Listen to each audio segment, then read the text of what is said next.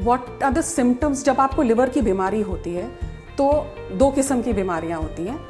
We have an infective reason for the liver damage and we have a non infective diseases. Now the infective diseases, जिसको हम आमतौर पर jaundice बोलते हैं, can be of 5 to 6 variety. The cause of this infection can be either from the blood or waterborne disease, or from the food or waterborne disease, or from the blood transmission. So food और waterborne disease वाला जो jaundice होता है उसको hepatitis A, E या D बोलते हैं. जो blood से होता है वो hepatitis B या C होता है.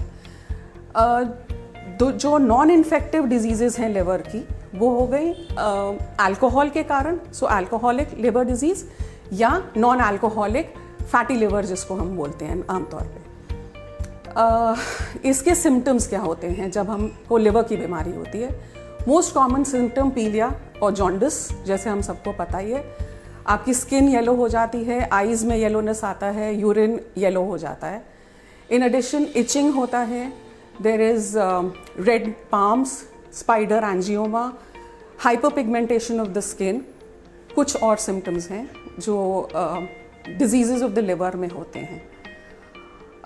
जब हम ब्लड के टेस्ट कराए जाते हैं, जब डॉक्टर बोलता है कि आप अपने ब्लड के टेस्ट कराइए. लिवर डिजीज़ेस की ट्रीटमेंट के लिए जो तो सिंपल डिजीज़ेस हैं जैसे हेपेटाइटिस ए, ई या डी, इनमें जॉन्डिस अपने आप ही 15 से 20 दिन में ठीक हो जाता है. बहुत ज़्यादा कुछ करने की ज़रूरत नहीं होती. जो ब्लड बॉर्न हेपेटाइटिस हैं जैसे हेपेटाइटिस बी एंड सी, इनको मेडिकेशन की ज़रूरत होती है. ट्रीटमेंट के लिए आपको डॉक्टर के पास जाना पड़ेगा, गैस्ट्रोएंट्रोलॉजिस्ट के पास. और जो तीसरा है fatty liver, alcoholic liver disease में तो आपको सबसे पहले अल्कोहल बंद करना है, बिकॉज वो ही डैमेजिंग फैक्टर है.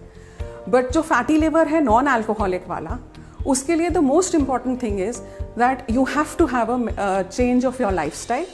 You have to maintain your diet, decrease your weight, and increase your exercises.